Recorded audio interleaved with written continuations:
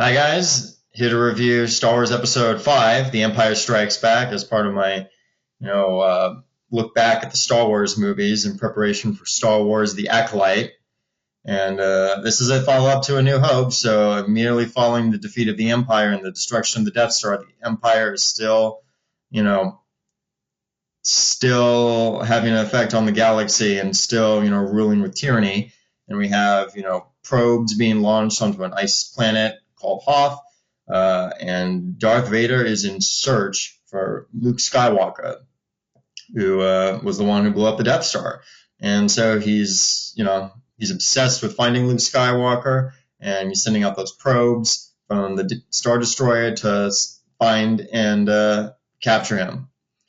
And you see, Luke Skywalker. He's just riding on Tauntaun. He's now a commander in the rebellion, and Han Solo is also scouting up ahead in this like kind of icy planet.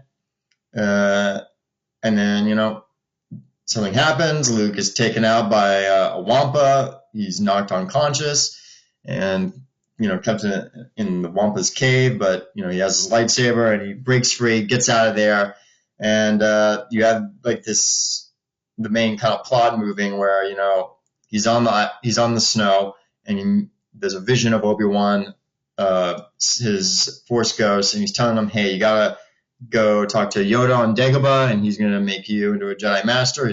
The training that you get from him, it will make you into a Jedi, a full Jedi. And so he does that.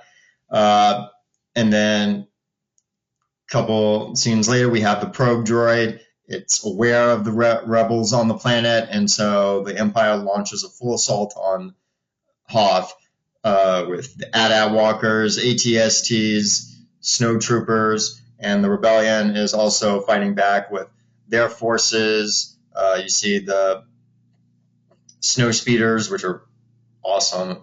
I haven't mentioned this, like the Star Wars toys were always great, and having a snow speeder, is a pretty neat thing to have in your collection. And you see these things there; they go super fast. They are equipped with blasters, turrets, and they can also use tow cables to bring down the walkers. Tie up the legs and then bring them down that way. But it's a great, thrilling battle. There's a lot of units on screen. It's just an epic battle, but the rebels lose. Hence the name The Empire Strikes Back. The Empire isn't pulling any punches, and Luke goes on his adventure to go see Yoda, and Han, who earlier in the film has a death mark. The Empire has put up all bounties on his head. So he Leia, C-3PO, R2-D2, Chewbacca, they all fly in the Millennium Falcon and are escaping from the Empire. And the scene, everything is cut. We see the cutting of both characters from Luke's point of view and then Han Solo's point of view, and it's thrilling stuff. Like the flight through the asteroid belt is crazy. You definitely see that Han Solo is an experienced pilot. He'll do anything to protect his ship and protect his friends. And on the other side, you have Luke, which is a different type of feel. Like he has to remain patient. He doesn't know what he's getting into. He's on this planet on Dagobah that is basically a swamp planet. There's nothing really there until he finds Yoda, who, when he finds him there, Yoda's not telling him the whole truth. He doesn't even reveal himself to Luke, and then he does when Luke gets a little angry, and Yoda says, like, you're not patient at all, and then he fully reveals himself as Jedi Master Yoda. And the training that he undergoes is to test his patience, to test his stamina, and to see if he truly has the Force within him.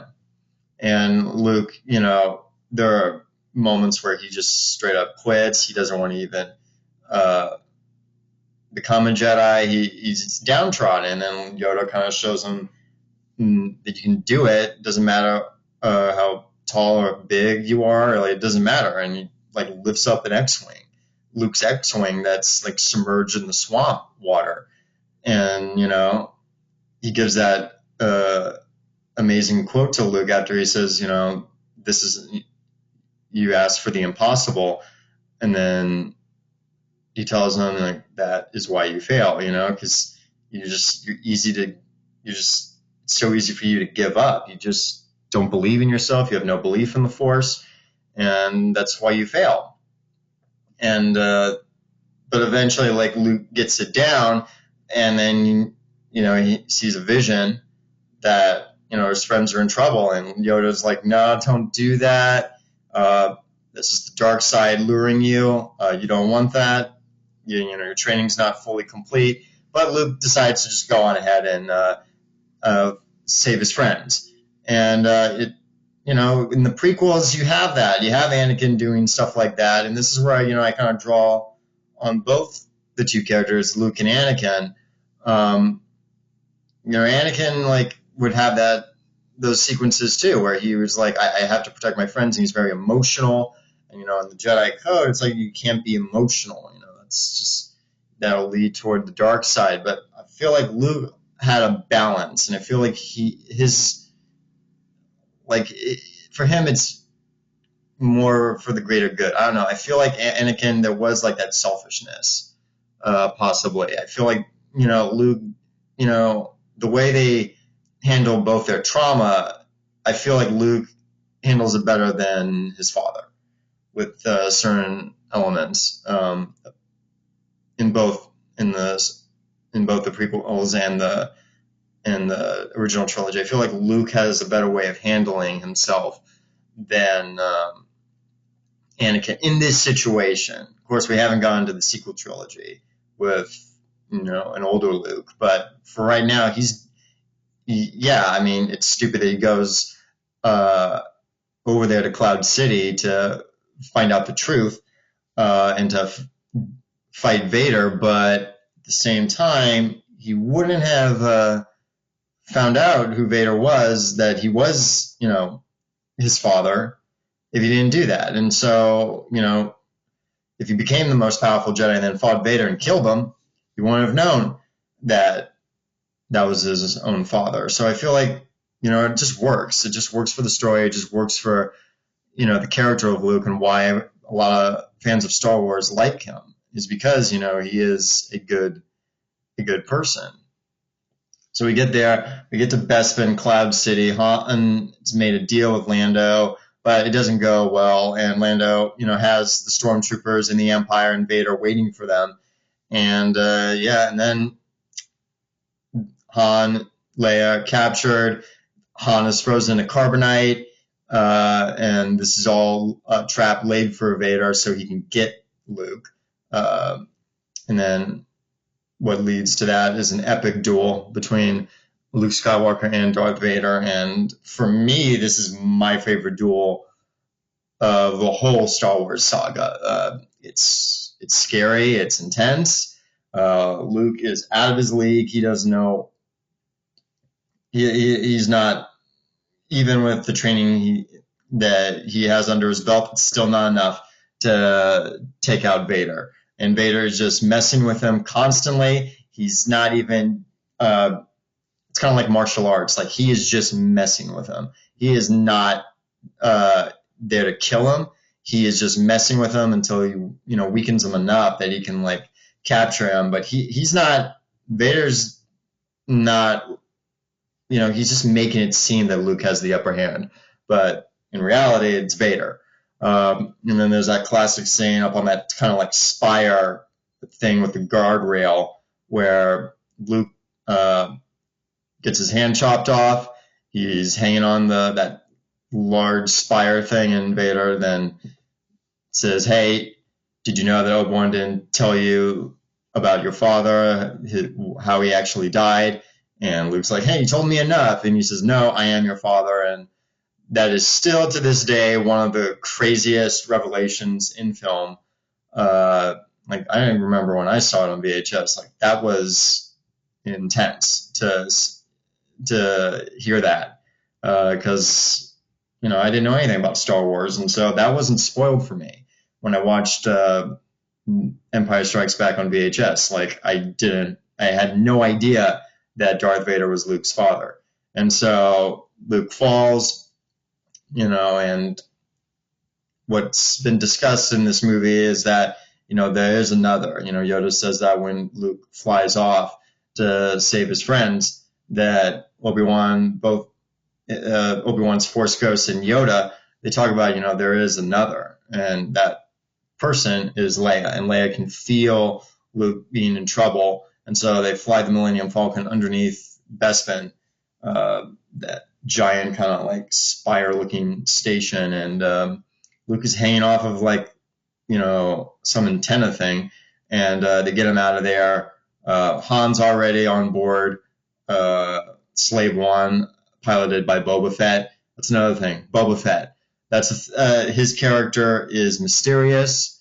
He's a deadly bounty hunter, and you see him all lined up with all the other bounty hunters on Vader's Star Destroyer, the Executor, and everything. You have so many questions, like who are these bounty hunters? They obviously work for Jabba the Hutt, but what do they do when they're not working for Jabba the Hutt? Like it was cool just to see that as a kid, because not only were they cool action figures, they were just cool characters to see in the Star Wars movie, and they all looked different. Some of them looked like droids. One of them, Forlom, had like an insect looking look to him. IG-88, yeah, like all of that stuff. And so Han Solo's on Slave One. They're going to Jabba the Hutt, and Luke is with Lando and Leia and Chewbacca and everyone, and yeah, they start up, an army so they can, fight the Empire, regroup, and this time they're not taking any prisoners. The next film that will follow will be, the great battle for the galaxy, and that's basically how the movie ends. Not with a happy ending. The rebels are not in the best shape. They got their ass kicked, but they're not giving up. And then, like the last shot, you see Luke's hand being rebuilt by a medical droid with like an artificial hand. Really cool. And then you hear like the ending theme of Empire Strikes Back by John Williams, and there it is. But overall, The Empire Strikes Back to me is the best Star Wars film, the best story. It was directed by Irvin Kershner, and story by George Lucas and Lawrence Kasdan. Lawrence Kasdan wrote the screenplay, and he's a very good writer. He did both The Empire Strikes Back and Return of the Jedi, and also the sequel, Episode 7, The Force Awakens. And he's just a really great writer. He's a great writer for Star Wars, and everything works. The relationship with Han and Leia, love story there works. It's really good. And they both need each other, she needs him just as much as he needs her, and they work well together. The creature effects are great, like the giant worm from the asteroid that the Millennium Falcon escapes from because it's inside its mouth. Like that is still good. And again, just like New Hope, some of these special effects, visual effects, they're outdated, but they do work. They do work. It's just like everything is lived in, everything looks real, and yeah, it's just a cool looking movie. A space odyssey, space opera that, looks lived in, it feels real, and it's just a great movie. You have, these dark elements to it, but they work. And Star Wars has always been a kids movie franchise, but there are elements there that adults will understand. The trauma, the stuff that Luke is going through with the whole thing with his father, and everything like that. Like there are elements here that just work. It's timeless, and the battle for Hoth, that is like cinema's best large scale war scene I've ever seen. I put it up there with the Lord of the Rings movies in terms of just like the battle scene, just like a really good battle scene. The Empire Strikes Back has just, yeah, it knocks it out of the park. All right, check out that movie in preparation for Star Wars: The Acolyte, and yeah, like and subscribe, and I'll see you later. Bye.